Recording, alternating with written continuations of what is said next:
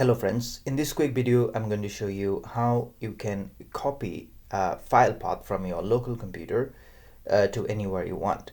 Generally when we click on any file, and if we want to copy, we copy, or just press Command and C, then we copy the file. In that case you don't copy the link or the location of the file. So to do that, it's very simple. Just click on the file. First you right click on it, or press Ctrl and click on the file. Then you get many options here, but you don't get the option for copying the file location. It just the copy option here is basically the option for copying the file. To copy the path, you need to press Option.